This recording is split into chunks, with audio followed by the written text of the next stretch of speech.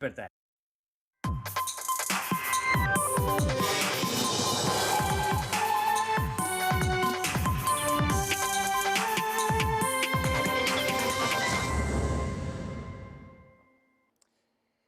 Bentrovati, buongiorno telespettatrici, telespettatori di Antenna 3. Entriamo in diretta anche oggi per aggiornarvi su tutti i fronti della cronaca, dell'attualità e della politica. Tantissimi i fatti da Verona a Venezia in una giornata contrassegnata da nebbia con i relativi disagi. Fra pochissimo andremo alla Canova di Treviso dove dov'è una giornata di passione, di vera e propria passione. Ma iniziamo da un incidente stradale molto grave avvenuto nella notte nella zona di San Bonifacio lungo l'autostrada A4. A perdere la vita una donna di poco più di 30 anni deceduta in un tamponamento che ha coinvolto 3 automobili, questo appunto sul territorio comunale di San Bonifacio in A4 in provincia quindi di Verona sulla corsia in direzione di Milano. Sul posto sono intervenuti gli operatori del SUEM 118 con ambulanza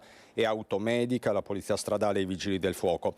A causa della violenza dell'urto, secondo le prime ricostruzioni, la giovane sarebbe stata sbalzata fuori dall'abitacolo dell'auto. Un'altra persona è rimasta ferita ed è stata trasportata all'ospedale di San Bonifacio, ma sarebbe fuori pericolo di vita. La vittima è una 33enne residente a Verona, ma originaria della zona di Palermo. Così quindi nella notte sulla 4 nel comune di San Bonifacio.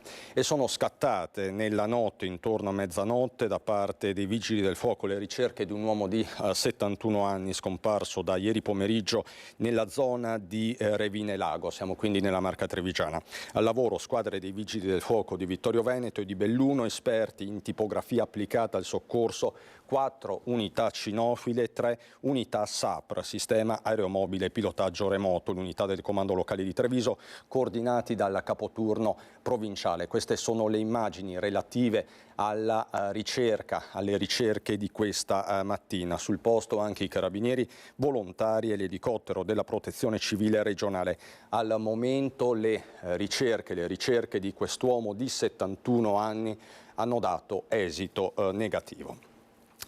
Così la cronaca in una giornata, dicevamo, segnata dalla nebbia fitta, soprattutto nella Marca Trevigiana. Per questo ci colleghiamo con la nostra Francesca Bozza, che si trova all'esterno dell'aeroporto di Treviso, il Canova. Con lei vedo anche il generale, lo conoscete tutti, il nostro generale Giancarlo Iannicelli.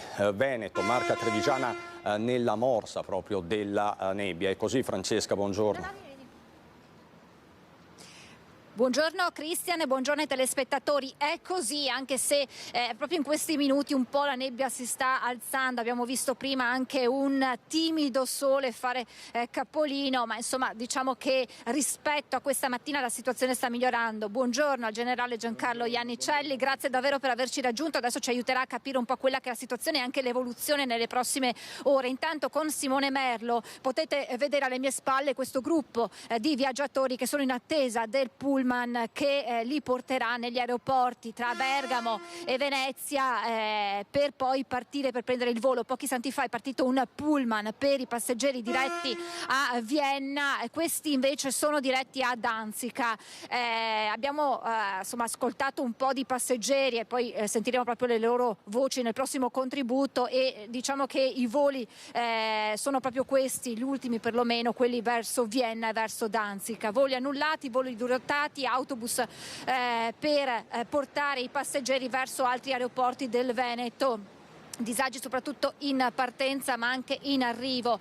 Da Save arriva la nota ufficiale, 4 voli dirottati a Venezia, 3 voli dirottati a Bergamo. Le compagnie aeree hanno predisposto il transfer dei passeggeri con autobus privati. Gli stessi voli, come detto, sono poi partiti dagli aeroporti di Venezia e Bergamo. In aerostazione la situazione è tornata alla normalità perché proprio questa mattina c'era un fiume di passeggeri in attesa qui all'esterno per capire quello che sarebbe successo dei loro voli. Cerchiamo di capire, generale Iannicelli, perché al Canova si registrano queste situazioni quando c'è una situazione di nebbia così fitta come stamattina? Intanto bisogna dire che purtroppo il fenomeno meteorologico della nebbia è un fenomeno che limita i voli, è forse il fenomeno peggiore, limita il volo nei momenti più delicati, cioè nel decollo ma soprattutto nell'atterraggio. Ecco, si va oltre il problema della nebbia con dei sistemi di radioassistenza, quindi favoriscono il volo strumentale. L'aeroporto di Treviso, grazie anche ai miglioramenti dei scorsi anni, ha comunque dei limiti, e i limiti sono: un volo può decollare non al di sotto dei 150 metri di visibilità orizzontale e può atterrare quando la visibilità è almeno di 300 metri. Ecco, quindi spiegato il perché quando ci sono queste condizioni di nebbia così fitta si creano questi disagi, si crea questo caos di cui abbiamo visto oggi qui al Canova. Quanto continuerà a farci compagnia questa situazione che insomma da qualche giorno sta accompagnando soprattutto le prime ore della giornata e il tardo pomeriggio? Sì, ieri e oggi questo fenomeno ha interessato soprattutto le nostre zone, Venezia, l'est, ma proprio il Veneto orientale, dovuto intanto al terreno molto umido e un'alta pressione. In poche parole adesso come diceva giustamente, si sta diradando un po' perché il sole riesce a scaldare e allontana il punto di condensazione. La nebbia succede perché le temperature scendono fino a rendere liquido il vapore che è fermo nell'atmosfera, quindi forma le goccioline microscopiche che restano sospese nei bassi strati e formano la nebbia. Quando la temperatura aumenta, si allontana questo punto di saturazione e migliora la visibilità. Detto questo, cosa succede? Sta migliorando, questo fenomeno si potrà presentare ancora domani mattina nelle primissime ore, probabilmente con intensità minore, e poi non dovrebbe più interessarci da domenica. Anche la prossima settimana non dovremmo essere interessati da questo fenomeno della nebbia, un po' di nuvolosità, un po' di foschia, e le temperature rimarranno, c'è da dire questo, al di sopra della media. Anche già dalla prossima settimana senza nebbia raggiungeremo nelle ore più calde anche i 16-17 gradi. Ecco, nebbia che crea un caos voli ma che non aiuta certo lo smog. La pioggia dei giorni scorsi aveva un po' ripulito l'aria, ma questa situazione non aiuta. Certo, il risvolto dell'alta pressione, che è una situazione che crea bel tempo, tra virgolette, ma il risvolto è proprio purtroppo il ristagno della massa d'aria. Tutto quello che si produce a causa dell'alta pressione non si riesce a disperdere, quindi quello che produciamo rimane lì dove si produce, quindi con il passare dei giorni, delle ore, i valori aumentano. Quindi è un sintomo, la nebbia è veramente un sintomo preoccupante per quanto riguarda l'inquinamento, però come ho detto sono solo 2 giorni e qualcosa di nebbia, dovuta soprattutto al terreno umido in questa fase, e quindi poi dovremmo allontanarci già da domani, già non dovrebbero essere condizioni così favorevoli al ristagno della massa d'aria, quindi all'aumento dell'inquinamento. E allora portiamo pazienza ancora qualche giorno, grazie davvero al generale Giancarlo Iannicelli.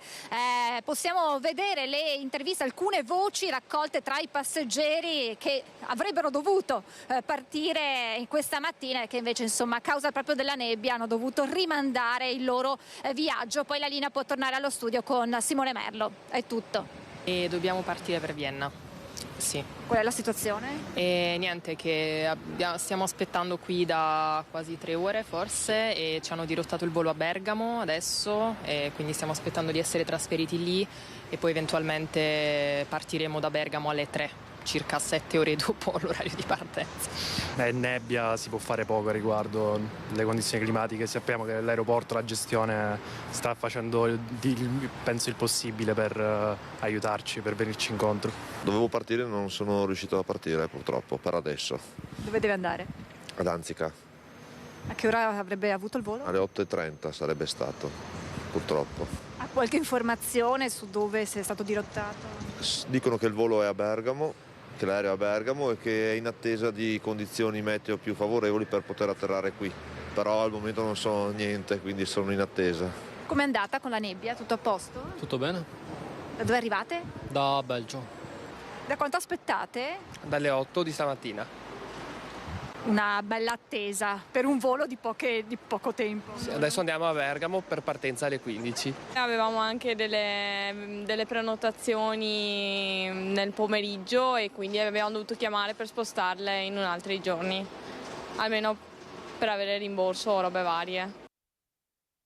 Così dunque al Canova di Treviso, spostiamoci subito a Bassano del Grappa, sempre per la cronaca. Vedo collegata la nostra Vanessa Banzato con Renzo Rigona. Non so se mi sente Vanessa, per il fatto, l'incendio che è divampato all'ex hotel Continental. È stato trovato anche il corpo di un uomo carbonizzato, chiaramente un ritrovamento shock, non c'è altro da dire. Vanessa, buongiorno.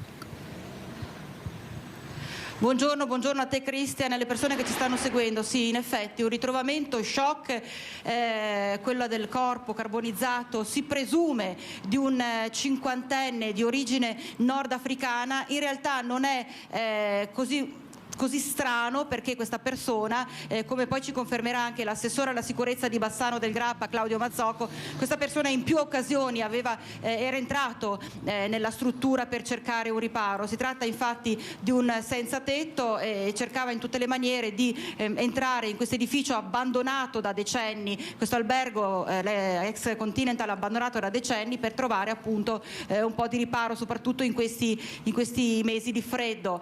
Ieri pare che abbia acceso un fuoco, ma insomma è stato fatale. Questa cosa è stata fatale perché le fiamme hanno intaccato la struttura, un annesso all'albergo, una struttura totalmente in legno. Le fiamme hanno avuto gioco facile, hanno distrutto tutto. L'uomo pare sia stato intossicato dal fumo e poi purtroppo morto carbonizzato. Certo è che, e lo chiedo proprio all'assessore Mazzocco, non è la prima volta che si interviene proprio in questa struttura.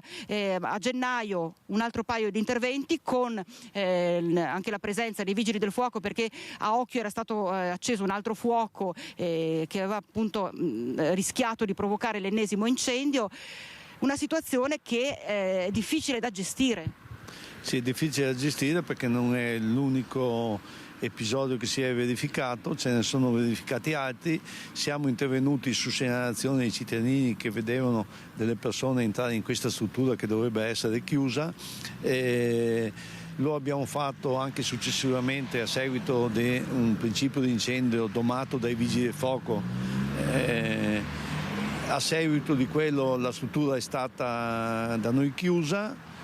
Purtroppo il soggetto che per la terza volta abbiamo rintracciato qui è entrato lo stesso e questa volta è stata fatale. È stata fatale, anche se a onor del vero non si ha la certezza totale che si tratti del cinquantenne nordafricano. Bisogna che vengano fatti tutti quanti gli accertamenti, le verifiche, perché appunto per capire, dare un nome, un cognome a questa persona. Assolutamente sì, perché questa persona potrebbe essersi spostata e potrebbero essere entrate delle altre persone. Certo. Non abbiamo certamente abbiamo dei sospetti, però la certezza assolutamente no. Una struttura privata, e immagino che voi vi siate rivolti alla proprietà. Ogni qualvolta noi entriamo in un luogo privato ci rivolgiamo alla proprietà perché dobbiamo avere il loro assenso.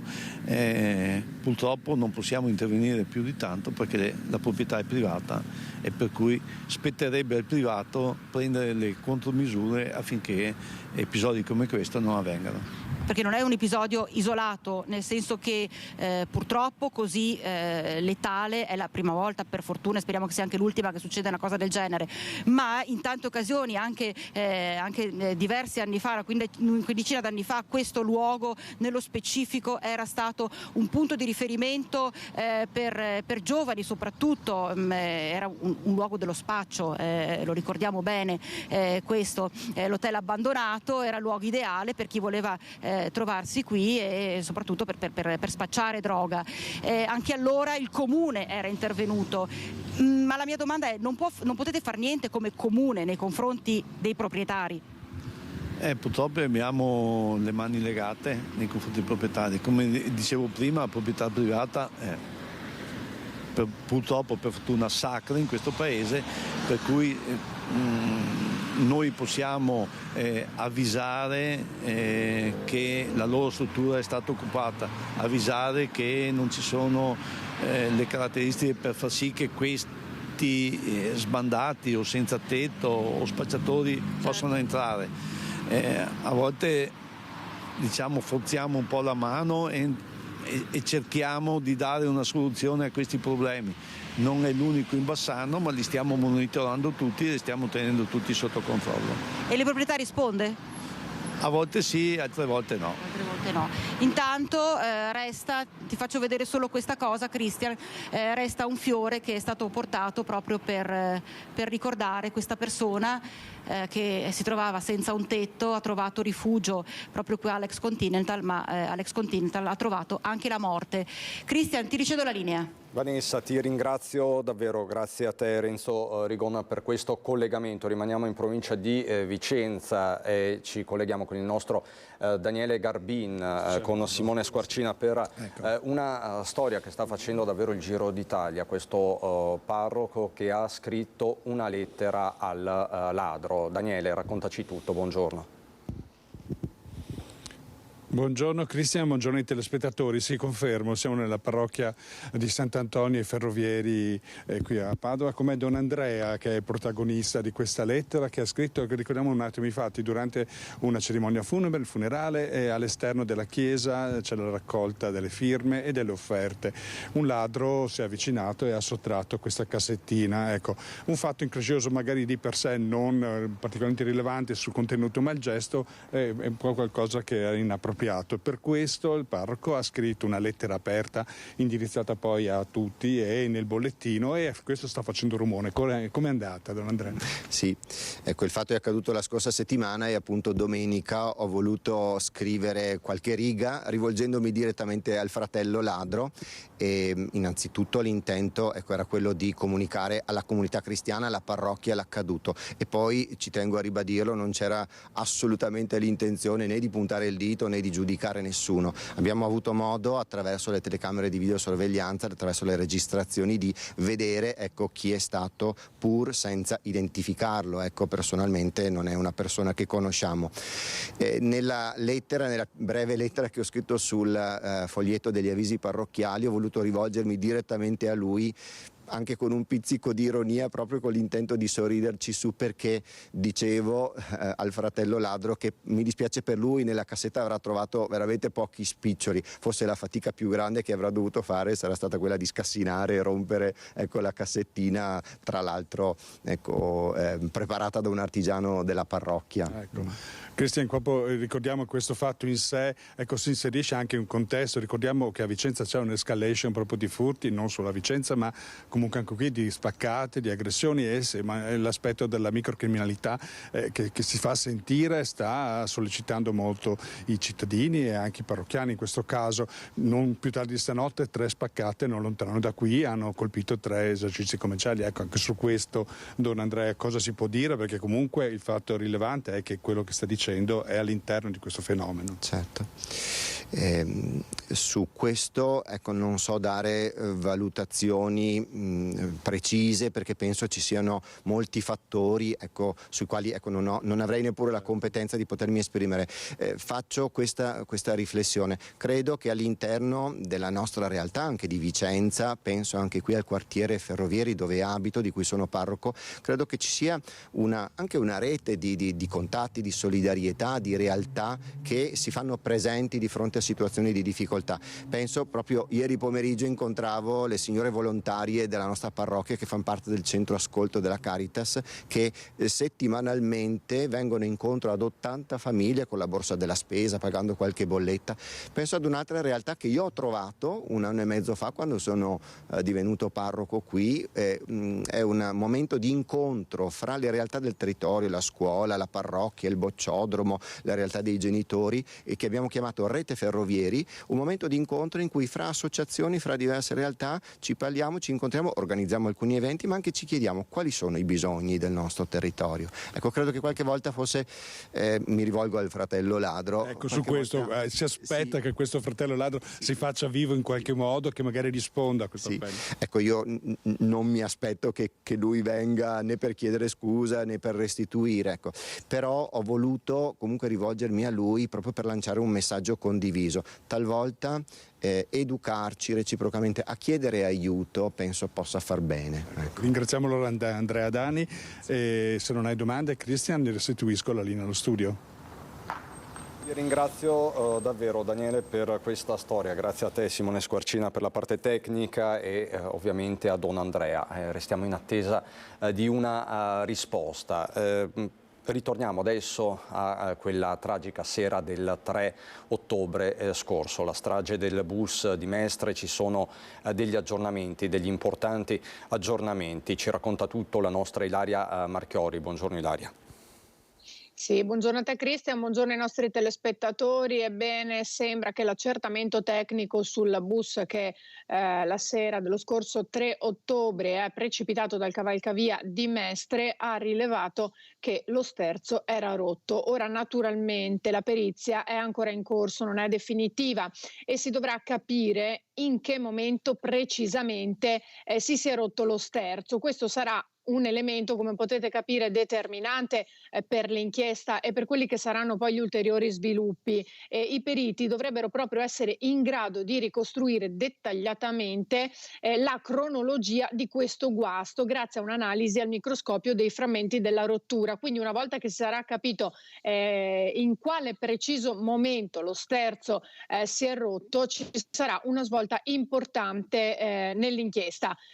Potrebbero volerci pochi giorni, forse qualche settimana, ma i verdetti degli esperti nominati dalla procura, compreso quello del superconsulente, lo ricordiamo l'ingegner Migliorino, definito il mastino, che era incaricato di seguire proprio in particolare nello specifico l'analisi della strada e del guardrail sulla meccanica del mezzo, la tenuta poi strutturale del cavalcavia e anche le scatole nere a bordo che dovrebbero essere depositati a breve, dunque verso fine febbraio come era già stato annunciato. Ricordiamo che si sta lavorando su 3 possibili scenari, ovvero quello che lo sterzo potrebbe essersi rotto prima dell'incidente, dopo l'impatto oppure dopo la caduta dal cavalcavia. Se fosse avvenuto nel primo caso, a questo punto il guasto tecnico diventerebbe di fatto la causa principale. In questa fase però non si possono ancora scartare le altre 2 ipotesi. Quello che sappiamo è che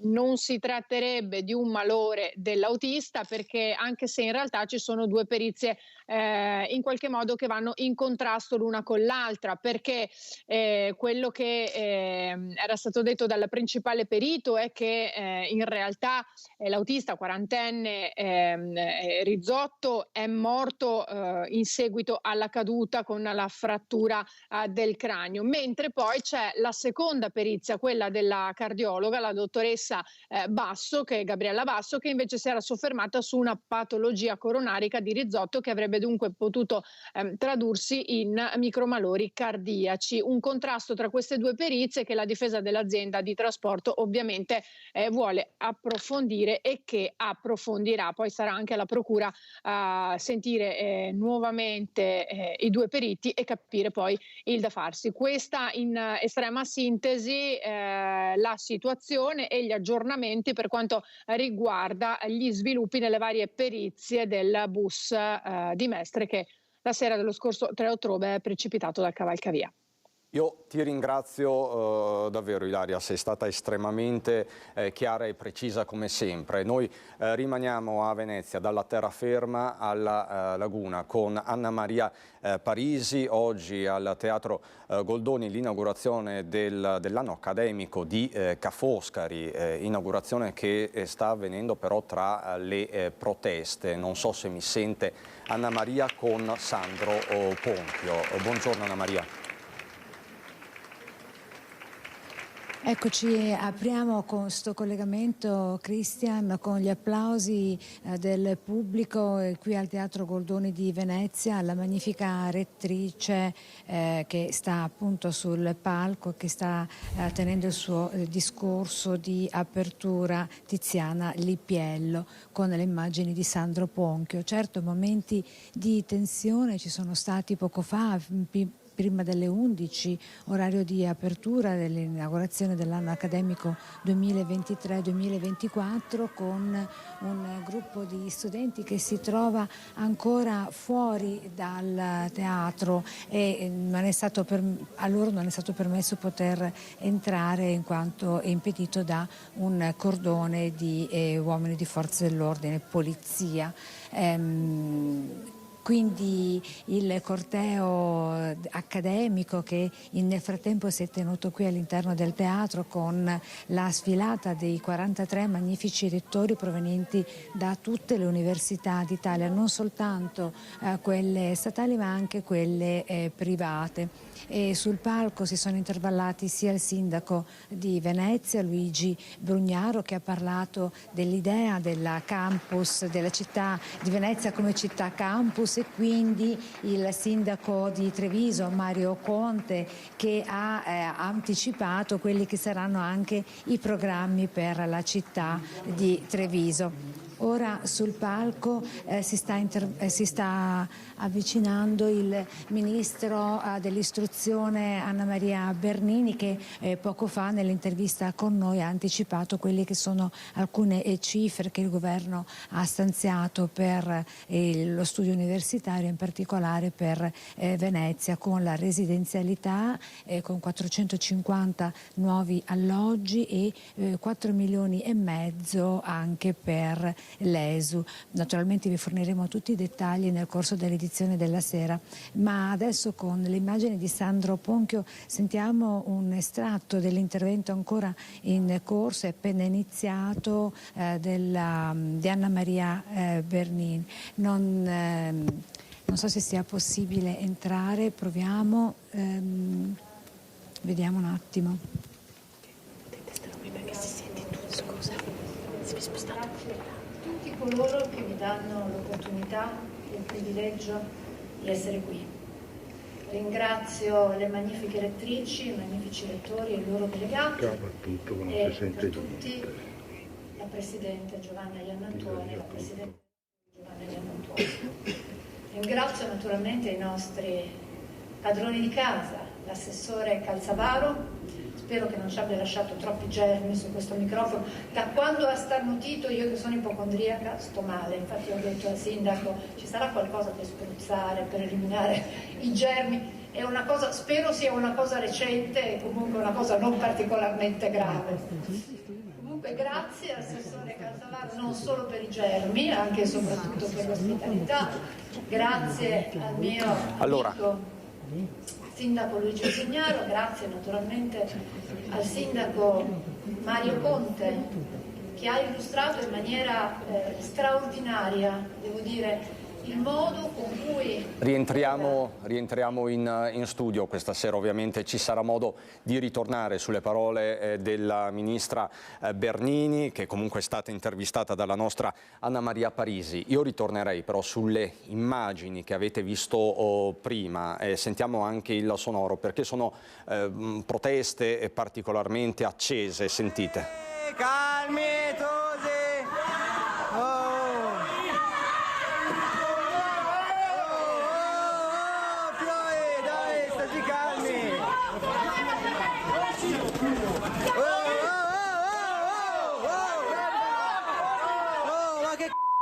Ma giù le mani!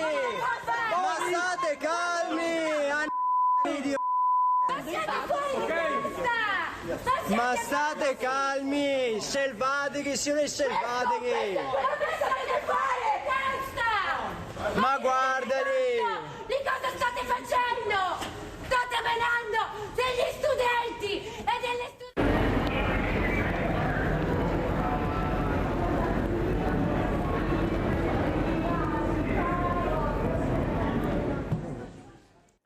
Sono proteste tuttora in corso, non in questi termini. C'è un presidio quindi di studenti all'esterno del Teatro Goldoni dove si sta celebrando l'avvio dell'anno accademico della Ca' Foscari. Ragazzi che stanno protestando per il diritto alla casa, per gli affitti troppo cari, una tematica che comunque al di là dei toni della protesta esiste a Venezia, così come in buona parte delle città universitarie d'Italia. Noi siamo pronti a collegarci con Cadoneghe, ritorneremo a parlare dell'autovelox, delle polemiche, siamo pronti a raccontarvi anche tanto altro, ma direi che procediamo con la cronaca, un fatto davvero sconvolgente, un aggiornamento davvero sconvolgente. Aveva studiato un piano per far saltare in aria la casa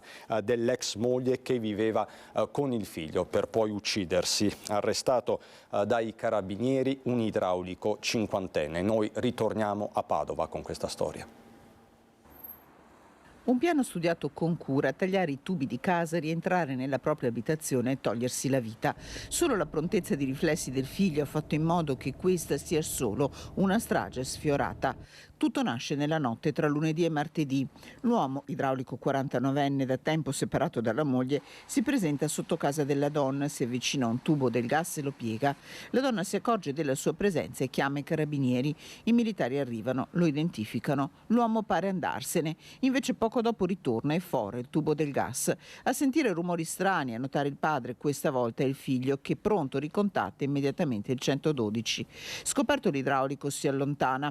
I carabinieri tornati sul posto chiamano i vigili del fuoco per la sistemazione del tubo e avvertono il PM di turno che dispone l'arresto e la perquisizione della casa dell'idraulico. Qui i militari trovano un biglietto con le sue ultime volontà e un cappio pronto. Dell'uomo però nessuna traccia. Il 49enne è stato rintracciato e arrestato. Per lui il giudice ha disposto la custodia cautelare in carcere. Un'altra vicenda che conoscete tutti è arrivata al suo epilogo giudiziario. 2 anni di reclusione, pena sospesa a Diego Feltrini, il papà del piccolo Nicolò, morto nel luglio del 2022 per intossicazione da hashish. Sentenze e motivazioni del patteggiamento proposto dalla procura e accolto dalla difesa sono state rese note nelle scorse ore dal GUP del Tribunale di Belluno, Enrica Marsonna. I fatti sono registrati a Longarone.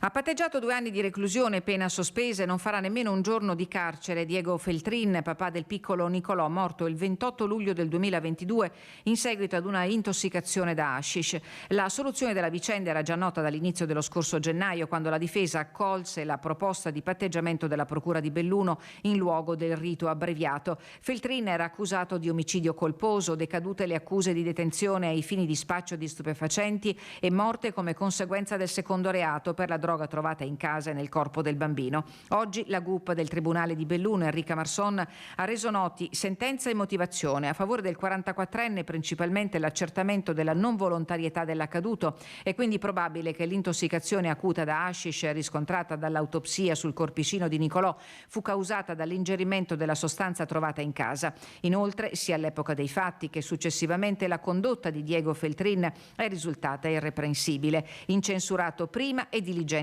oggi. Subito dopo la morte del bambino, il 44enne e la compagna si sono trasferiti fuori regione e la famiglia è seguita dai servizi sociali. Si chiude così una vicenda dolorosa che scosse l'intera comunità longaronese di Codissago, dove vivevano i Feltrin. Difficile scordare quel caldo pomeriggio di luglio, quando la notizia della morte del piccolo Nicolò squarciò la provincia intera. Sulle prime parve che il bimbo potesse avere ingerito qualcosa di velenoso mentre giocava al parco. Le indagini stabilirono al contrario che Nicolò e il papà non erano mai stati al giardinetto di Codissago e che la tragedia si consumò in casa, dove vennero trovate incustodite modiche sostanze stupefacenti. Scendiamo a Treviso da Longarone per parlarvi di un provvedimento della Questura. Il bar 98 lungo Viale Dalviano, nel capoluogo, chiuso per 5 giorni dalla Questura. A Capodanno un sedicenne era finito in coma etilico. Ha bevuto la notte di Capodanno tanto da sentirsi male. Protagonista è un sedicenne che ha dovuto poi ricorrere alle cure sanitari a causa dei troppi drink bevuti all'interno del bar 98. Sul posto è giunta un'ambulanza del SUEM 118 che ha portato il ragazzino in coma etilico in ospedale a Treviso. Il questore Emanuela De Bernardin, dopo gli accertamenti, ha firmato un'ordinanza imponendo al locale la chiusura per 5 giorni a partire dal 14 febbraio. Il bar, secondo quanto ricostruito dagli ispettori della sezione amministrativa della questura, avrebbe servito alcolici a minorenni per tutta la sera di Capodanno, molti tra i 15 e i 17 anni, come riferito da alcuni testimoni. L'intenzione della questura è quella di aumentare i controlli nei locali del centro storico sensibilizzando i gestori. La titolare del bar, sanzionato, ha preferito non parlare a microfono. All'esterno del bar 2 studenti, frequentatori del locale, con fare stupito, ci dicono: No, a noi no, perlomeno. Io sempre noi no. Quindi a voi non hanno mai servito? No. Chiedono sempre solo a la maggiorenni. carta? Sempre chiedono anche la carta di solito. Chiedono la carta? Sì, il documento di identità, sì. Quindi non è... No, sempre giusti. Il provvedimento al bar 98, hanno fatto sapere dalla questura, si è reso necessario soprattutto per tutelare in via preventiva e cautelare gli interessi pubblici primari, quali la sicurezza e l'ordine pubblico, intesi in senso ampio anche come sicurezza alla salute e al benessere della collettività. Seguirà la messa in campo di ulteriori dispositivi ed iniziative da parte della questura di Treviso nei confronti dei locali ed esercizi pubblici del Trevigiano, tese a prevenire e contrastare ogni forma di illegalità, nonché a garantire in primis la sicurezza nel settore della somministrazione di alimenti e bevande con lo scopo di tutelare l'ordine e la sicurezza pubblica. A Treviso, dove da settimane, da mesi in verità ci si interroga sul fenomeno del bullismo, delle baby gang, più in generale del disagio giovanile, e ritorna su questo tema anche il vescovo di Treviso, e mobilitato è anche il consultorio, il centro per la famiglia. Facciamo il punto. Notiamo che anche i genitori sono più fragili nell'affrontare le difficoltà dei figli e quindi domandano un supporto maggiore. C'è un numero crescente di genitori che si rivolgono al consultorio familiare di Treviso perché non sanno come comportarsi con i figli adolescenti. Al convegno per i 5 anni del servizio offerto dal Centro della Famiglia di San Nicolò, il tema emerge in tutta la sua prepotenza, più 15% nell'ultimo anno di accessi legati ai problemi dell'età evolutiva. Ci sono ragazzi che vengono a chiedere aiuto, supportati dai loro genitori, e quello del fenomeno del bullismo, delle bande a cui assistiamo non è, cioè è un problema, è una questione che domanda di essere affrontata insieme, non è soltanto una questione dei ragazzi, una questione del sistema in cui entrano. La fascia di popolazione che più delle altre chiede aiuto al consultorio è quella tra i 40 e i 60 anni. C'è un numero crescente di genitori che fa fatica a stare di fronte a figli che cambiano i linguaggi, gli stili e le modalità di relazionarsi alla vita, perché questo è un cambiamento repentino e continuo. E magari chi è stato genitore di un adolescente 5 anni prima, con il secondo figlio si trova di fronte a una realtà completamente diversa. Gli stessi oratori, dice il vescovo Monsignor Michele Tomasi, vanno potenziati per diventare presidi contro il disagio giovanile e il bullismo. Ma sono i genitori ad avere il ruolo principale. Smettano di comportarsi da adolescenti, ammonisce il vescovo, e diventino modelli solidi e credibili per i figli. Hanno bisogno di sentire degli adulti di riferimento che facciano gli adulti e che dicano loro che li prendono sul serio, che li aiutano, ma anche che li stimolino. Forse potremmo lavorare su questo, prendere sul serio la potenzialità della gioventù, che è sempre la stessa, perché c'è la ricchezza della vita, prenderla sul serio e però dare spazi pubblici di accoglienza. E di accoglienza, seppure con una diversa accezione, parlerà sabato a Santa Maria del Sile proprio il vescovo, che alle 18:30 presiederà alla celebrazione della messa nella parrocchia di Don Giovanni Kirchner, contestato per aver ospitato dei senza dimora in chiesa. Monsignor Tomasi e Don Giovanni si sono incontrati proprio in occasione del bilancio del consultorio, con il vescovo che ha fatto sapere che la richiesta di rimozione del sacerdote corredata da firme non è di fatto mai arrivata in Vescovado. Ritorniamo a Padova, andiamo a Cadone, che per la storia infinita che ogni giorno si arricchisce di nuovi colpi di scena dell'autovelox delle polemiche. Per noi c'è la nostra Chiara Gaiani con Christian Roque Allende. Chiara, che cosa accade di nuovo a Cadoneghe? Christian, buongiorno ai telespettatori, una storia infinita che noi speriamo finisca in realtà. Sono qui con Andrea Rossi, che è uno dei volti più noti è stato uno dei volti più noti del comitato spontaneo contro le multe elevate lungo questa strada, la strada del Santo. Alle nostre spalle il Velox che non funziona più dal 9 agosto, in poco meno di 2 mesi di funzionamento. Ricordiamo, le multe che aveva scattato erano 58.000.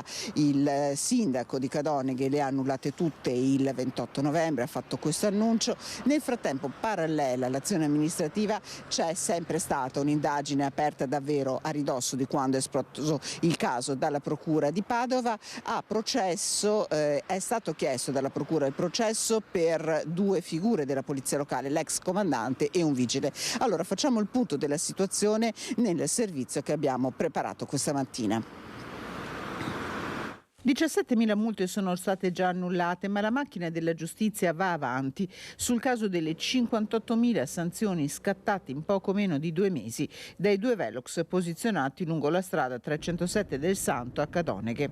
Dopo averli iscritti nel registro degli indagati, la Procura di Padova ha chiesto il processo per l'ex comandante dei Vigili di Cadoneghe e un altro vigile. Per loro le accuse sono di falso in atto pubblico e per l'ex comandante anche di tentata concussione. Nel mirino degli inquirenti la taratura dei 2 apparecchi accesi lungo la strada del Santo. Il regolamento del Ministero degli Interni prevede infatti che prima di essere attivati gli apparecchi misurino la velocità di almeno una ventina di mezzi in corsa, cosa che non sarebbe stata fatta, anzi i 2 indagati avrebbero redatto falsi atti pubblici dopo la richiesta arrivata dal sindaco Marco Schiesaro di chiarimenti.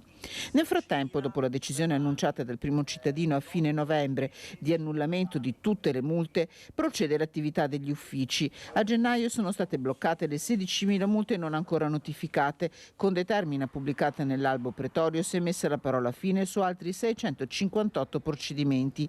Si andrà avanti così, spiega l'amministrazione, a blocchi di 500-600 procedimenti fino a esaurimento, con i moduli presentati dai cittadini controllati uno a uno per verificare che tutto sia fatto in modo corretto.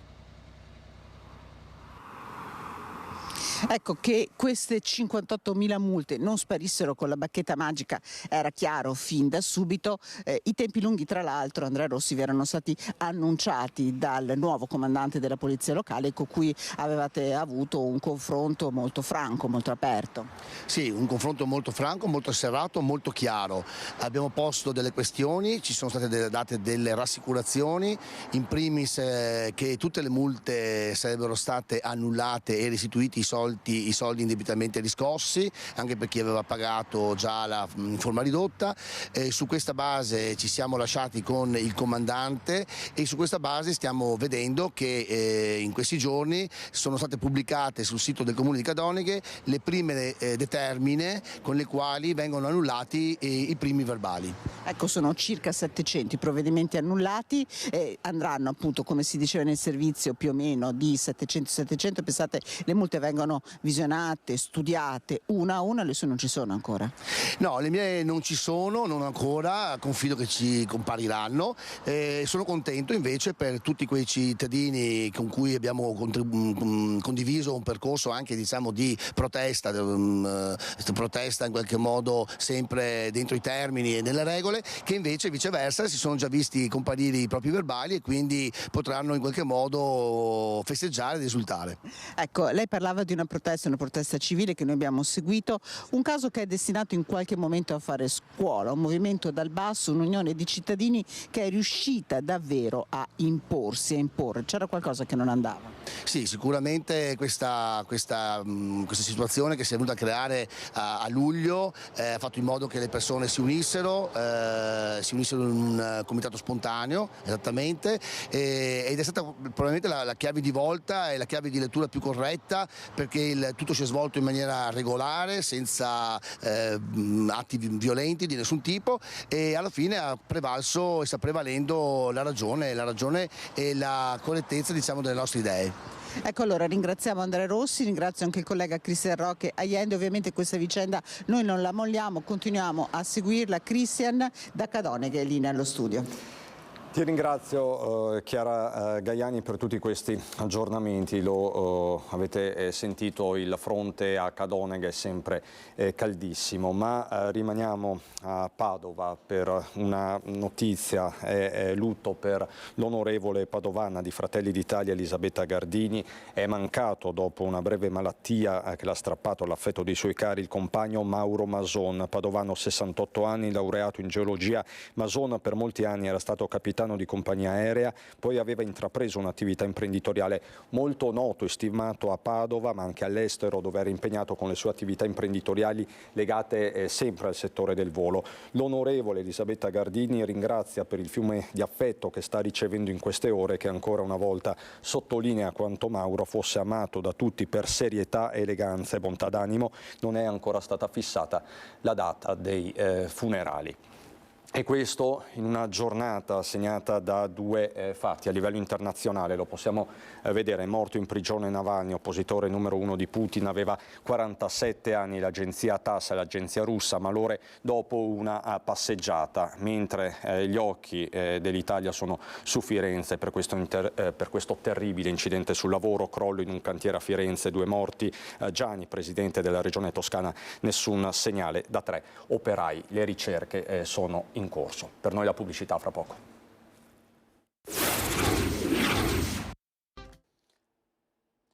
Di nuovo in diretta per raccontarvi questo venerdì a nord-est. Facciamo un rapido riepilogo e partiamo da queste immagini. Vi facciamo sentire anche l'audio. Le proteste di questa mattina a Venezia, all'esterno del teatro Goldoni, dove è in corso la cerimonia di inaugurazione dell'anno accademico. Sentite, studenti contro la polizia. Il tema è quello del caro affitti, del caro casa.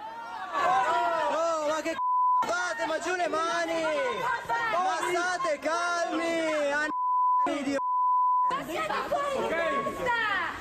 Ma state calmi! Selvatichi, signori selvatichi! Ma guardali! Di cosa state facendo? State menando degli studenti e delle studenti!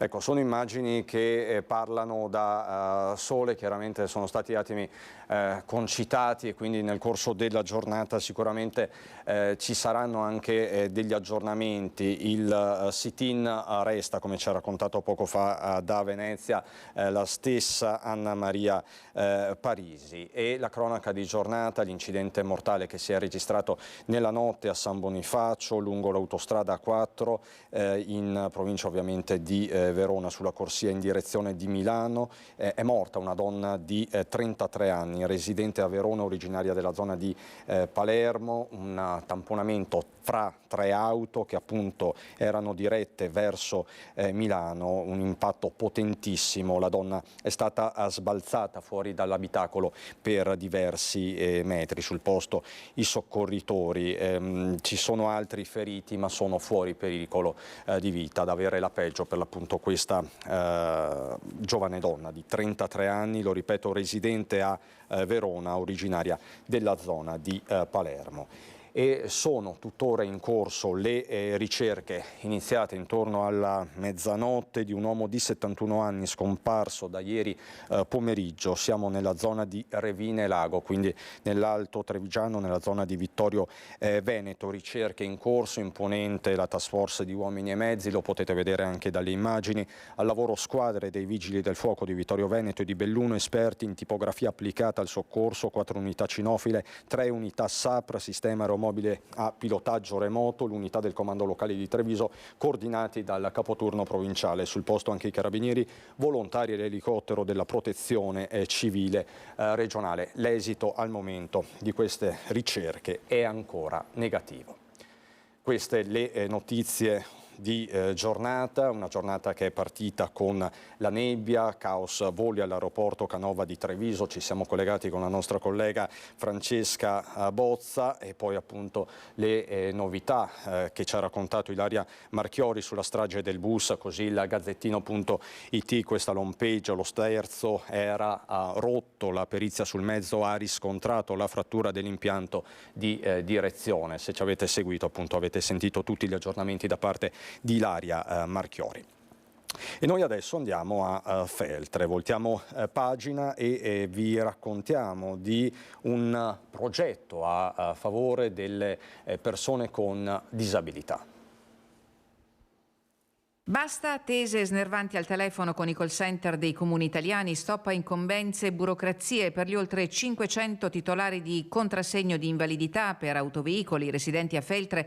D'ora in poi parcheggiare e accedere nelle ZTL non solo del territorio comunale ma in tutta Italia sarà più semplice. Il Comando Polizia Locale di Feltre in questi giorni ha perfezionato la propria adesione alla piattaforma unica nazionale CUDE, acronimo di Contrassegno Unificato Disabili Europei, una soluzione tecnologica che semplifica la vita degli utenti con disabilità. Questo portale dà una novità importante per gli utenti del permesso invalidi, dando loro la possibilità di inserire la targa del veicolo che hanno in uso in quel momento in tempo reale e quindi poter accedere a tutte le ZTL d'Italia senza ulteriori incombenze. Una volta ricevuto il codice CUDE dal comando di Feltre, l'utente potrà gestire in autonomia i propri spostamenti su tutto il territorio nazionale attraverso il portale dell'automobilista o la app iPatente. Dà loro la possibilità di cambiare in tempo reale la targa associata al loro permesso in base a chi è il soggetto che li accompagna, il veicolo che hanno in uso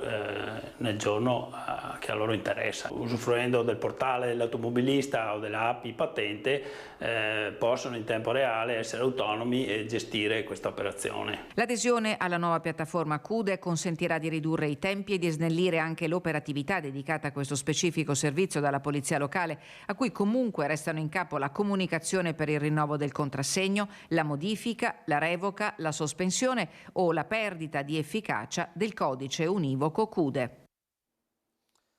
Abbiamo iniziato questa prima edizione con le immagini della nebbia a Treviso, con il caos voli, ma alziamo lo sguardo letteralmente e vi mostriamo questo servizio che arriva dalla nostra redazione di Trieste, lo spettacolo creato dalla nebbia fra il mare e il Carso, uno spettacolo unico che è stato raccolto dalle immagini realizzate dal drone di Max Morelli. Guardate.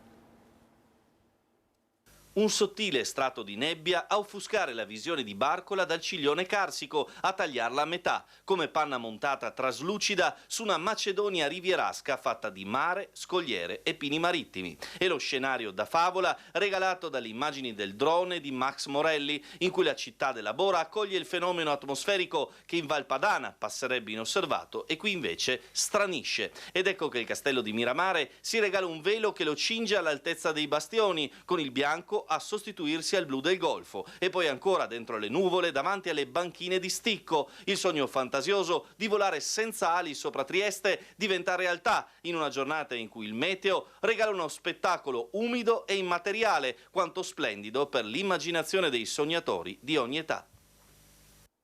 Davvero uno spettacolo. Io faccio un rapido flash, le due notizie principali di giornata, le ripeto. A livello nazionale il crollo in un cantiere a Firenze, si stava costruendo un supermercato, ci sono 2 morti, 8 gli operai coinvolti e ci sono tuttora 3 operai dispersi, sul posto anche il presidente della regione toscana Giani. A livello internazionale invece ne sentiremo parlare a lungo. È morto in prigione Navalny, il principale oppositore di Putin, aveva 47 anni, l'agenzia russa TASS dice è stato un malore dopo una passeggiata. Siamo pronti come ogni venerdì, fra pochissimo lo spazio con Andrea Ferrazzi dedicato ai temi della sostenibilità dell'ambiente. Oggi parleremo di comunità energetiche, un aiuto fondamentale, basilare contro il caro bolletta e non solo, fra poco.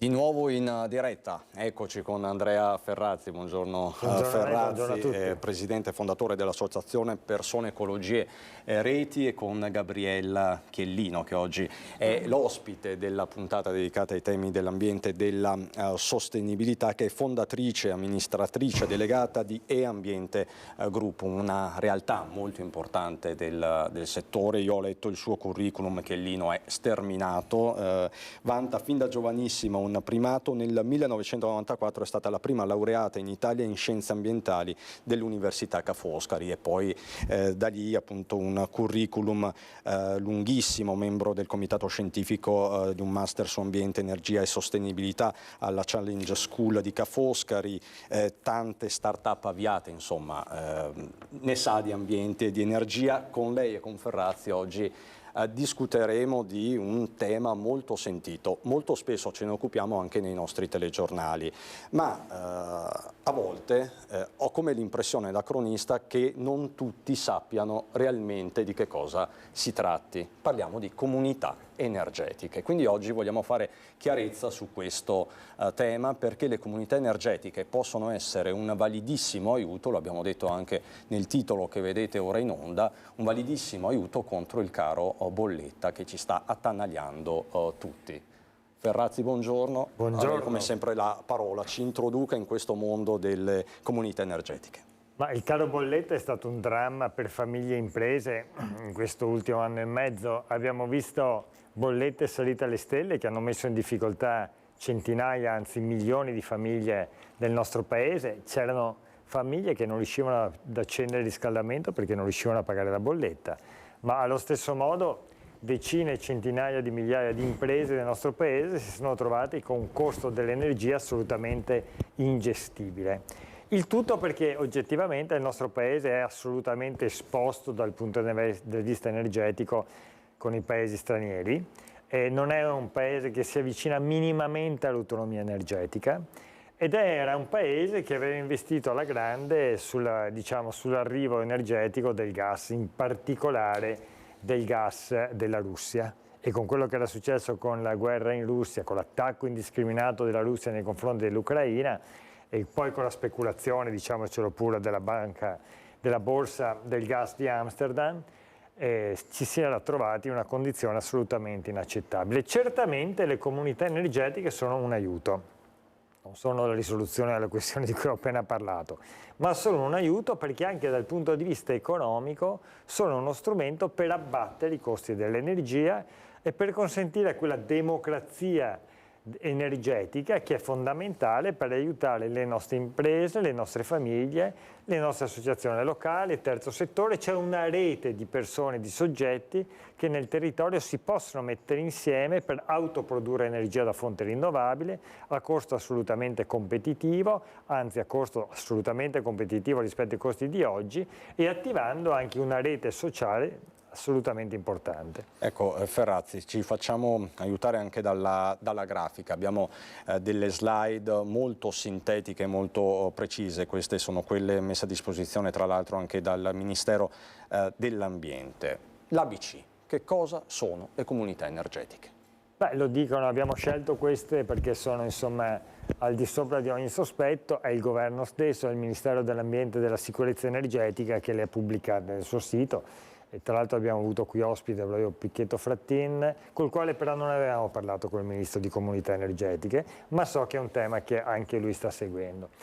Sono un gruppo di persone, come si legge qui, che scelgono di unirsi per autoprodurre l'energia elettrica. Abbiamo visto nel corso delle puntate precedenti dei nostri incontri, tra l'altro, che c'è un legame stretto tra il costo dell'energia elettrica e il costo del gas nel nostro paese, perché la stragrande maggioranza dell'energia elettrica nel nostro paese viene prodotta proprio bruciando il gas, con delle ricadute ambientali assolutamente impattanti, ma anche con delle ricadute dal punto di vista economico, perché ad oggi, a differenza di quello che succedeva fino a pochi anni fa, tra l'altro l'energia da fonte rinnovabile costano meno delle energie prodotte bruciando le fonti fossili. Non era così fino a un po' di tempo fa, e invece lo è. E quindi investire nella logica del rinnovabile non solamente è un aiuto all'ambiente, contro il cambiamento climatico e contro le devastazioni che viviamo purtroppo ogni giorno, ma è anche un aiuto per le nostre tasche, Conviene. per il nostro portafoglio. Allora le CER, le comunità energetiche rinnovabili, sono esattamente un aiuto in questa direzione e nascono dunque per benefici ambientali, economici e sociali, e aiutano appunto a una forma anche di democrazia, perché vede, si è parlato, e questo andrebbe ulteriormente approfondito, del vero di povertà energetica, no? Quante sono le nostre famiglie nel nostro paese che vivono la povertà energetica, non riescono appunto a pagare le bollette, stanno al freddo addirittura nei mesi invernali. Ecco, tra l'altro Ferrazzi, lei strumento. sta toccando un tema attualissimo, perché proprio l'altra sera abbiamo aperto il telegiornale con le bollette che stanno arrivando dopo appunto la fine della clausola di salvaguardia introdotta con il decreto aiuti bis, ma qua apriremo un altro fronte, lo faremo magari più avanti, certo, perché anche questo è un tema, le modifiche, parlo in maniera più chiara, le modifiche unilaterali al prezziario delle bollette. Anche questa è una slide molto interessante. Chi può costituire una CER? In parte lo ha già detto Ferrazzi. Ma innanzitutto va specificato che le comunità energetiche nascono da una normativa europea, questo spesso ce lo dimentichiamo. Quando si spara a zero sull'Europa spesso lo si fa purtroppo in maniera molto strumentale anche a volte, non capendo che il 70% della legislazione nazionale anche in tema di energia, di mercato dell'energia e via dicendo, dipende dall'Europa, e non capendo che dal punto di vista proprio della competitività, dell'autonomia del paese dal punto di vista energetico, se noi pensiamo di vivere da soli, isolare il nostro paese, non ce la faremo mai. Bisogna avere un grande mercato dell'energia europea, che sappia fare per esempio contratti a livello di Unione Europea, che possono essere assolutamente migliori dunque per i cittadini, che sappia soprattutto sviluppare delle politiche industriali europee, perché fino ad oggi ogni paese si è arrangiato come ha potuto, ma abbiamo visto nella crisi che questo non è più sostenibile. E allora l'Unione Europea, con una direttiva del 2018, la 2001, ha individuato esattamente il percorso vincolante per tutti i paesi. Il nostro paese poi ha recepito questa direttiva sulle comunità energetiche attraverso una serie di decreti, tra cui il decreto legislativo 199 del 2021, che poi è stato modificato dal cosiddetto decreto energia del 2022. E è evidente che questo va nella direzione di mettere nella condizione chi? Cittadini, enti locali, associazioni, condomini, terzo settore, cooperative, enti religiosi. Per esempio qui la diocesi di Treviso sta facendo un'operazione interessantissima, e anche le piccole e medie imprese. Anche le piccole e medie imprese e il terzo settore. Tra l'altro lei ha citato la diocesi di Treviso e abbiamo parlato a lungo di questo progetto. Dottoressa Chiellino, ecco, ci spieghi un po' queste comunità energetiche come funzionano. Fra poco mostreremo anche qualche immagine, proprio nell'operatività. Ok, allora innanzitutto, buongiorno, ed è anche una gioia parlare di comunità, perché siamo in periodi in cui si parla sempre del concetto di sostenibilità, e la sostenibilità va a toccare appunto la protezione dell'ambiente, quindi il tema del cambiamento climatico, ma anche il sociale, no? Quindi anche la tasca dei consumatori, gli investimenti e tutto quello che può girare anche sui cittadini. E la comunità proprio qualche volta mi fa sorridere, perché è un tema tecnico, che è la comunità energetica, usa la parola comunità. Quindi è sicuramente un qualcosa che mette insieme almeno due soggetti. Io faccio un esempio, un doppio esempio, uno su chi vive in condominio. Per cui cosa succede? Che un condominio che ha più famiglie, per esempio un condominio da, non so, 15-20 appartamenti, può decidere, grazie a uno strumento amministrativo che esiste già, che è l'assemblea di condominio, di condividere un intervento di fonte rinnovabile, perché la comunità energetica fa comunità perché condivide l'energia prodotta da un impianto a fonte rinnovabile. Quindi l'ABC è che ci deve essere l'impianto a fonte rinnovabile. E la vediamo da questa immagine. Slide. Quindi cosa vuol dire questa slide? Vuol dire innanzitutto vedete le due casettine piccole che sono le cabine di media e bassa tensione che ci distribuiscono l'energia nelle case.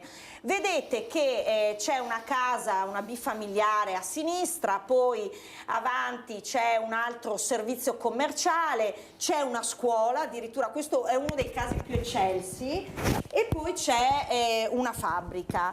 Allora la cosa importante è che ci sia la fonte rinnovabile. In queste slide abbiamo deciso di farvi l'esempio con pannelli fotovoltaici, però ricordiamoci che la fonte rinnovabile, soprattutto nei nostri territori anche veneti e nazionali, può essere anche la geotermia, quindi le pompe di calore sottoterra, anche queste sono considerate impianti a fonte rinnovabile.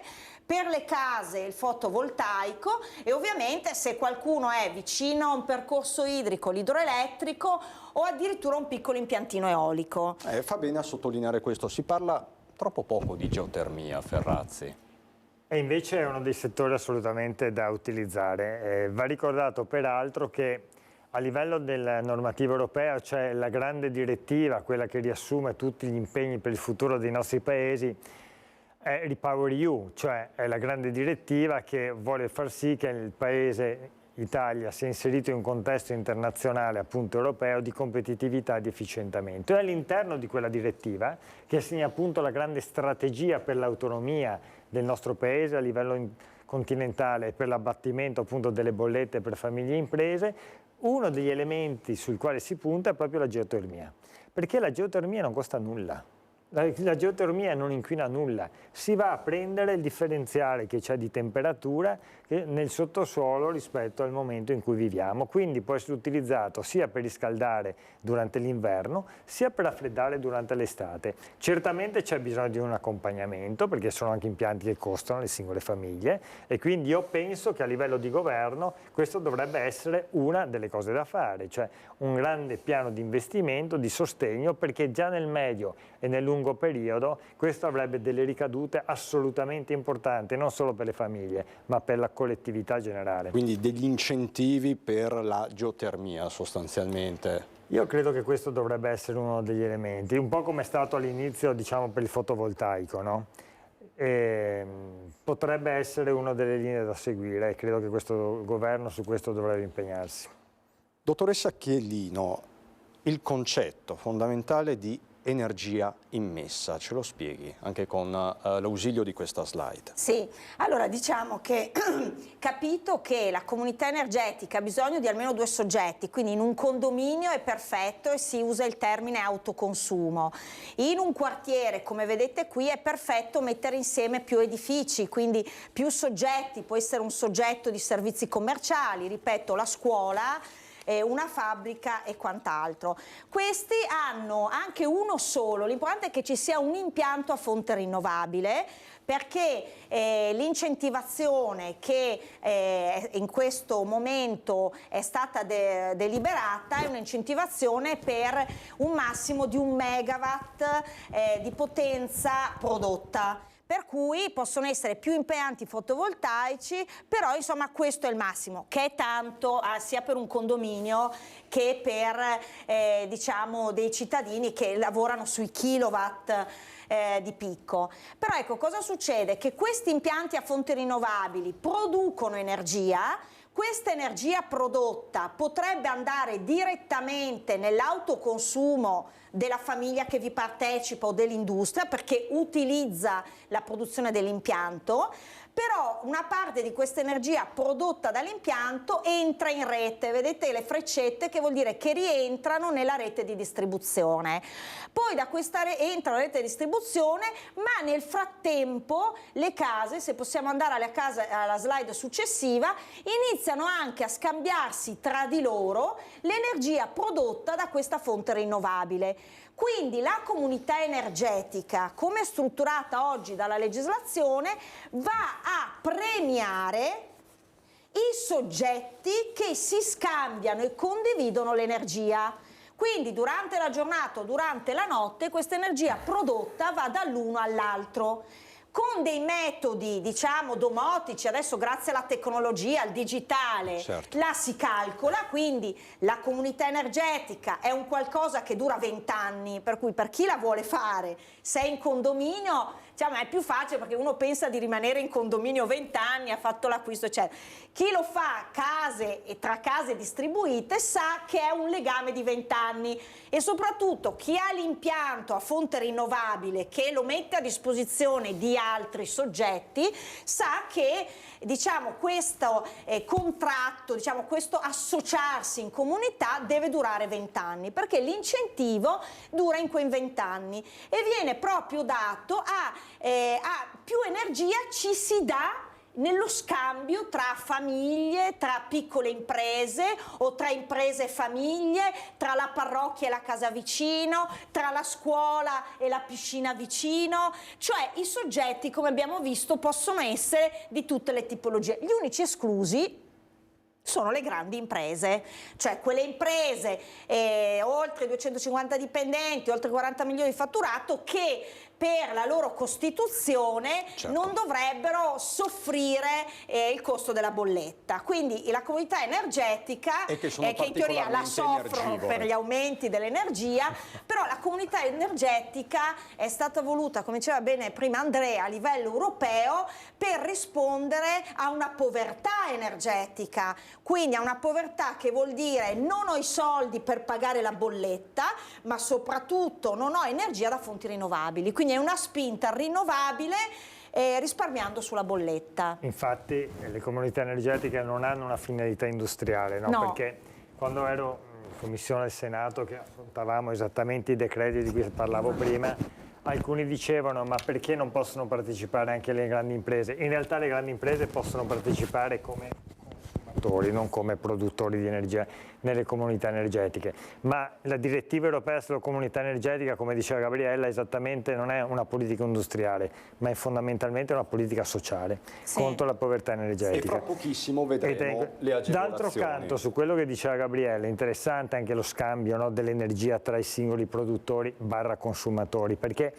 per esempio una scuola può avere bisogno la mattina, mentre la famiglia magari la mattina è a scuola o a lavorare e non ne ha bisogno, e viceversa la sera, perché la sera invece la famiglia è a casa mentre la scuola è chiusa, e quindi diventa un modo eccezionale per lo scambio, la produzione e l'efficientamento del sistema. Compensare, ottimizzare. Poi c'è bisogno di reti, poi quella è un'altra questione ancora. E poi è interessante perché è venuto fuori anche una nuova parola che è prosumer, che sarebbe il consumatore, cioè anch'io sono un consumatore, sono un cittadino, però anch'io voglio diventare produttrice, quindi sono sia produttrice se è un impianto a fonte rinnovabile che consumatrice, però assieme ad altri. Quindi leggo questo doppio concetto nuovo con anche altre persone che vivono intorno a me e quindi creare anche quel vicinato che abbiamo tanto sofferto in periodo di Covid e abbiamo capito quanto è importante il senso di comunità.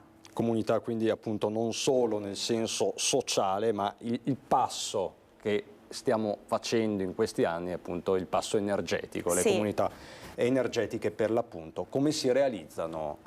Dottoressa Chiellino. Allora, come si realizzano? Beh, se abbiamo tra i nostri spettatori o che sia un condominio o che siano delle case o che siano un ente di terzo settore, una scuola, un ente pubblico, allora prima di tutto bisogna fare una prefattibilità, cioè capire dove e quale tipo di impianto a fonte rinnovabile si può fare, quindi la disponibilità del tetto, la geotermia, se ho vicino, addirittura noi in un comune l'abbiamo fatta usando l'idroelettrico vicino al municipio, quindi capire che tipo di impianto posso fare, quanti kilowatt di picco posso mettere. Poi se ci sono due soggetti e che vanno d'accordo, ovviamente in un condominio la prefattibilità vuol dire passare anche in assemblea condominiale e dire stiamo iniziando a lavorare per capire se si può fare in condominio la comunità energetica. Se invece siamo non in un condominio fuori, bisogna che ci siano due soggetti che siano d'accordo per farla. Poi si fa il progetto, questo progetto prevede proprio il progetto tecnico, quindi la costituzione di un impianto. Ecco, ci tengo a dire che possono essere recuperati anche impianti a fonti rinnovabili esistenti, quindi la nuova normativa permette anche del recupero di esistenti, però ci devono essere delle persone che si mettono insieme. Dopodiché questo progetto prevede degli interventi sia di costituzione, nel caso sia non un condominio, perché il condominio ha già l'assemblea, ha già un ente amministrativo. Nel caso di soggetti esterni, per fare la CER ci vuole un atto costitutivo, che può essere un'associazione, una cooperativa, l'ente di terzo settore, insomma qualsiasi cosa, però ci vuole uno statuto, perché ecco, è importante nello statuto chiarire che dura 20 anni, che non è uno scherzo. Chi ha l'impianto, chi mette l'impianto deve rimanerci dentro. È un impegno. È un impegno morale, di responsabilità, però tenete conto che è un impegno fondamentale, perché uno studio del GSE, che è il gestore dei servizi energetici, fatto tramite la loro società, l'RSE di sviluppo e ricerca, hanno già dimostrato coi dati che se la comunità energetica dura 20 anni e all'inizio l'impianto a fonte rinnovabile lo devono pagare questi soggetti o il condominio i due soggetti, il ritorno, diciamo, dell'investimento arriva dopo 6-7 anni. Quindi è nei 20 anni che uno inizia a portarsi a casa qualche migliaio di euro addirittura di utile, perché risparmia l'energia perché ne usa dalla fonte rinnovabile, recupera l'incentivo dallo scambio, quindi dopo 6-7 anni c'è anche un guadagno sull'aver fatto questa decisione. Quindi vuol dire pensare a medio e lungo termine. Sì, senza tacere il fatto che questo vale per l'incentivazione in tariffa, ma poi ci sono anche i contributi a fondo perduto, valgono per alcuni comuni, cioè per i comuni sotto i 5.000 abitanti, ma sappiamo quanti sono nel nostro territorio veneto e il territorio nazionale, sono tantissimi, e per questi comuni c'è un investimento a fondo perduto fino al 40% dell'investimento complessivo. D'altro canto lo stesso PNRR ha messo a disposizione più di 2 miliardi di euro per l'incentivazione di queste politiche. Quindi si lavora sia sul risparmio delle bollette, sia su un aiuto sostanziale a fondo perduto, cioè soldi che vengono dati a gratis, per essere chiari, a coloro che devono costituire l'impianto per la fonte rinnovabile. Sì. E poi ecco, possiamo vedere la slide grazie alla regia, quindi il contributo a fondo perduto, diceva bene Ferrazzi, rivolto ai territori dei comuni sotto i 5.000 abitanti, poi appunto che sono più di 5.000 in Italia, sugli 8.000 comuni che abbiamo. La maggior parte sostanzialmente, fino al 40% dell'investimento per chi crea una comunità energetica, e ancora Ferrazzi mi aiuti. Poi 2 miliardi e 200 milioni di euro nel PNRR e la politica agevolabile almeno pari a 2 gigawatt fino al 30 giugno del 2026 ed è tra l'altro cumulabile con l'incentivo in tariffa di cui parlava la dottoressa Chiellino. Cioè cumulabile, correttissimo, quindi vuol dire che io mi porto a casa il 40% per l'investimento dell'impianto, ok? E in questo momento c'è una riduzione della tariffa, è cumulabile, però chi prende il 40% a fondo a perdere ha un minimo di riduzione della tariffa, ad esclusione nel nuovo decreto delle istituti religiosi, delle enti di terzo settore, per cui si cerca anche di dare una spinta a quelle istituzioni pubbliche che lavorano nel territorio per fargli proprio prendere tutta la tariffa e tutto il fondo a perdere, il 40%. Poi c'è questa slide che di fatto la mostriamo, ma in realtà ne abbiamo già parlato con Ferrazzi, cosa si va a mettere in comune, quindi fotovoltaico, eolico, idroelettrico, biomasse, insomma fonti rinnovabili sostanzialmente, quindi questo lo diamo per letto. Procediamo con l'altra slide, che così svolgiamo la nostra lezione, diamo tutte le informazioni necessarie. Quali benefici per chi costituisce una comunità energetica? Anche questo bene o male l'abbiamo svolto come tema, minori costi dell'energia per cittadini e imprese, questo sottolineiamolo, Ferrazzi. Questo è fondamentale, l'abbiamo già detto più volte, il costo dell'energia ferisce direttamente ormai con i diritti di cittadinanza, ci sono delle famiglie intere, imprese, appunto, che tra l'altro il costo dell'energia in questi ultimi anni non solo è stato alto, ma è cresciuto in maniera esponenziale senza nessun preavviso ed è stato volatile per un sacco di tempo, cioè siamo trovati appesi a questo costo, a queste bollette per innumerevoli mesi, sperando sempre.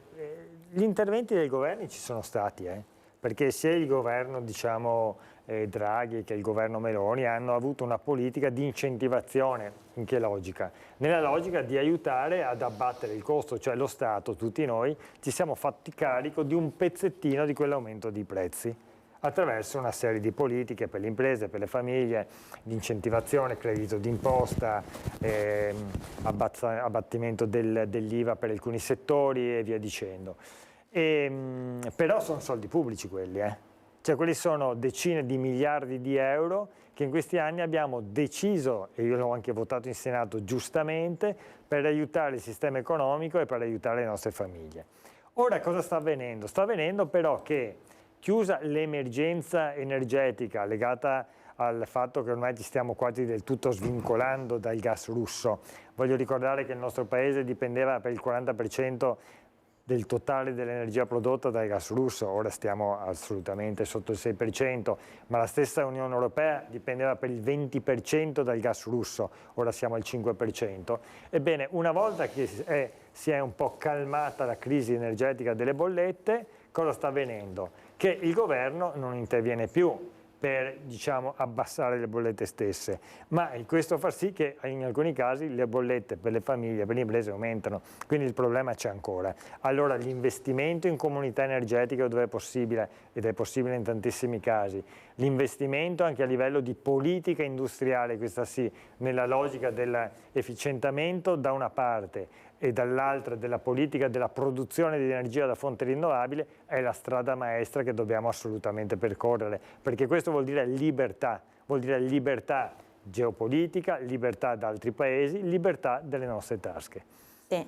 Io oggi vedevo i costi dell'energia che sono sempre tra i 0,122 e 127 centesimi a kilowattora, e con la comunità energetica che dà questo senso di libertà è stato messo questo picco di 0,120 centesimi a kilowattora, e però con una maggiorazione, per cui per chi lo fa al nord la maggiorazione è di 10 centesimi, quindi arriva a 0,130. Chi è al centro Italia 4 centesimi, chi al sud, perché magari più sole, più agevolato, non c'è nulla. Per cui passiamo da 0,120 a 0,130 centesimi a kilowattora, che è sicuramente un valore che oggi nel mercato è un valore molto interessante, che facendo un bilancio tra l'investimento iniziale dell'impianto e il recupero nel tempo vale la pena fare. Io cerco di dare il buon esempio, lo sto facendo anche nel mio condominio, e per la prima volta in assemblea condominiale, tutti zitti, voto all'unanimità, che non mi era mai successo quando ho fatto il fotovoltaico per il mio appartamento, dove ho dovuto combattere per i millesimi del tetto. Credo che non succeda in nessun condominio su nulla. Guarda, per le CER sto notando che vanno via tutti dritti. È cambiata la mentalità, è cambiato l'approccio, questo è positivo. Hanno capito che conviene. Soprattutto questo. Dottoressa Chiellino, dovevamo parlare anche di alcune buone pratiche, come quella del comune di Averara, sì. Però magari ci aggiorniamo su questo. Poi insomma non occorre guardare a Bergamo, ci sono anche buone pratiche a Mestre, insomma ce ne sono diverse, la buona pratica della diocesi di Treviso, insomma si sta andando avanti bene. Però con Ferrazzi mi prendo proprio 30 secondi per anticipare l'ospite della prossima settimana. Lascio a lei, Ferrazzi, l'onore. La prossima settimana abbiamo un ospite illustrissimo, è il Cardinal Matteo Zuppi, che oltre ad essere arcivescovo di Bologna è anche il presidente della Conferenza Episcopale Italiana. Ci fa questo regalo e quindi si collegherà in diretta venerdì prossimo dalle 13 alle 13:30 e con lui avremo la possibilità di affrontare le questioni, quelle diciamo macro, no?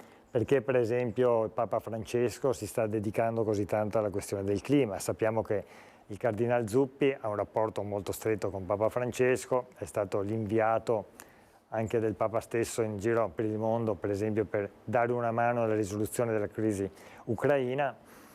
E tra l'altro guida la Conferenza Episcopale Italiana, che proprio nelle comunità energetiche e alle comunità energetiche ha dato un grandissimo contributo, sia nell'ideazione sia nella realizzazione, spronando le parrocchie ad essere dei pivot nella realizzazione concreta nei territori. Quindi davvero avere il Cardinal Zuppi la prossima settimana sarà un grande regalo per tutti noi, per tutti i nostri amici telespettatori, e quindi davvero ne siamo molto grati. E questo anche in vista della visita del Pontefice il 28 di aprile a Venezia. Non a caso a Venezia, insomma, città simbolo da questo punto di vista, quando parliamo di cambiamenti climatici, quando parliamo di transizione ecologica, quando parliamo di sostenibilità, insomma di tutti quei temi che fanno parte di questo appuntamento settimanale con Andrea Ferrazzi, che saluto quindi e ringrazio. Alla prossima, lei, Ferrazzi, quindi con il Cardinale Zuppi venerdì prossimo alle 13. Grazie davvero,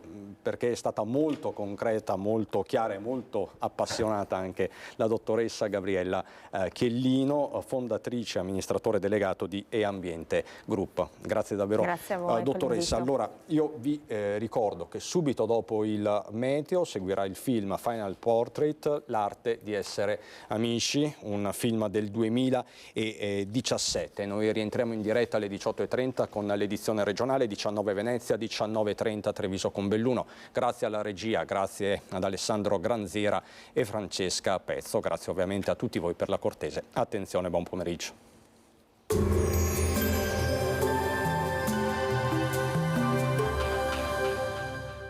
Tremonti, impianti professionali per saldatura e taglio, riparazioni, taratura e calibrazione impianti a Montebelluna. Bentrovati al meteo. Una debole perturbazione transiterà sull'Italia nella giornata di sabato. Venerdì 16 febbraio tempo ancora buono. Vediamo insieme il dettaglio. Sul Veneto sarà asciutto e stabile, al mattino in pianura consuete riduzioni della visibilità per foschie e nebbie, a seguire più sole ovunque. Temperature stazionarie o in lieve locale variazione, minime tra 2 e 5 gradi, massime tra 8 e 13 gradi. Spostiamoci ora sul Friuli Venezia Giulia, anche qui possibili nebbie e foschie in mattinata, tanto sole e cielo al massimo poco nuvoloso a seguire. Temperature minime tra 3 e 5 gradi, massime sui 9-10 gradi. Infine diamo uno sguardo alla situazione del Trentino Alto Adige. Avremo un'alternanza tra sole e nubi con cielo via via più coperto, specie in serata. Temperature minime tra 2 e 3 gradi, massime sui 14-15 all'incirca. Dal meteo è tutto, vi auguro un buon proseguimento in nostra compagnia.